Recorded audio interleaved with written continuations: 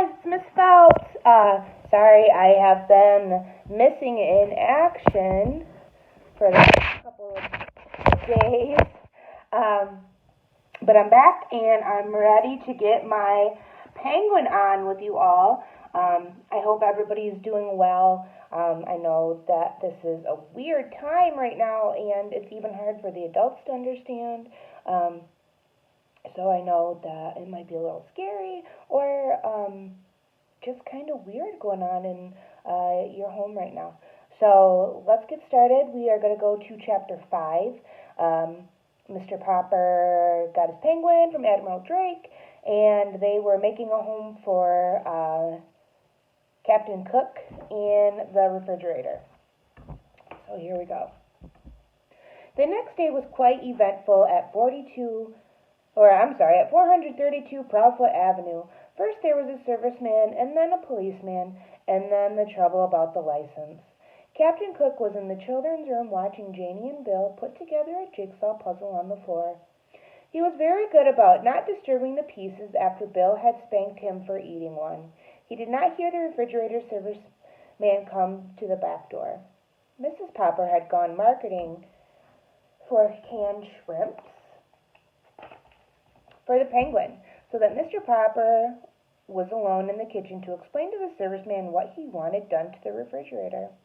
The serviceman put his tool bag down on the kitchen floor, looked at the refrigerator, and then at Mr. Popper, who, to tell the truth, had not shaved yet and was not very tidy.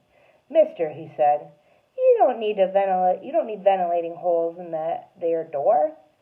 "It's my icebox, and I want some holes bored into the door," said Mr. Popper.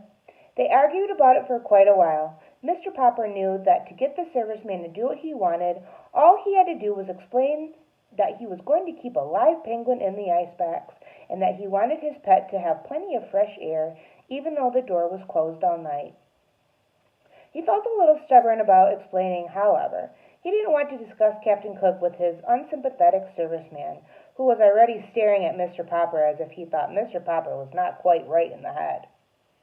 "Come on, do what I said," said Mr. Popper. "I'm paying you for it." "With what?" asked the serviceman. Mr. Popper gave him a $5 bill. It made him a little sad to think about how many beans it would have bought for Mrs. Popper and the children. The serviceman examined the bill carefully, as if he didn't trust Mr. Popper too much. But at last he put it in his pocket, took a drill from his tool bag, and made 5 small holes in a neat pattern on the refrigerator door.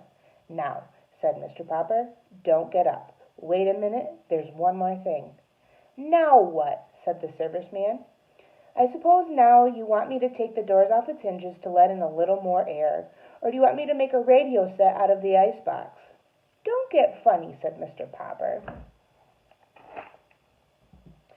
"That is no way to talk. Believe it or not, I know what I'm doing. Having you do.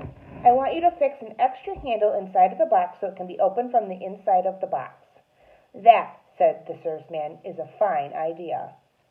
"You want an extra handle on the inside." Sure. He picked up his tool bag. "Aren't you going to do it for me?" asked Mr. Popper. "Oh, sure," said the serviceman, edging towards the back door. Mr. Popper saw that for all of his words of agreement, the serviceman had no intention of putting on an inside handle. "I thought you were a serviceman," he said. "I am. That's the first sensible thing you've said yet." "You're a fine kind of serviceman if you don't even know how to put a handle on the inside of an icebox." "Oh, I don't I?" "Don't think I know how? As far as it goes, I even got a spare handle in my tool bag with plenty of screws. You needn't think I don't know how to do it, if I wanted to." Mr. Popper silently reached into his pocket and gave the serviceman his last $5 bill. He was pretty sure that Mrs. Popper would be annoyed at him for spending all that money, but he could not be helped. "Mister," said the serviceman, "you win. I'll fix your extra handle, and while I'm doing it, you sit down on that chair over there facing me where I can keep an eye on you." "Fair enough," said Mr. Popper, sitting down. The serviceman was still on the floor, putting in the extra screws that held in the new handle in place, when the penguin came out of the kitchen on his silent pink feet. Surprised at seeing such a strange man sitting on the floor, Captain Cook quietly walked over and began to peck him curiously. But the serviceman was even more surprised than Captain Cook. "Ork!" said the penguin. Or perhaps it was the serviceman. Mr. Popper was not quite sure just what had happened. When he picked up himself and his chair a moment later, there had been a shower of flying tools, a violent slamming of the door, and the serviceman was gone. Then these sudden noises, of course, brought the children running. Mr. Popper showed him how the refrigerator was now all remodeled for the penguin. He showed Captain Cook, too, by shutting him inside it. The penguin at once noticed the shiny new inside handle and bit it with his usual curiosity. The door opened, and Captain Cook jumped out. Mr. Popper promptly put Captain Cook back inside and shut the door again, to be sure that the penguin learned his lesson. Before long, Captain Cook became quite skillful at getting out and ready to be taught how to be inside when the door was shut. By the time the policeman came to the back door, Captain Cook was going in and out of the refrigerator as easily as if he had lived in one his whole life. Here's the serviceman and the tools flying out the door, and Captain Cook looking at him.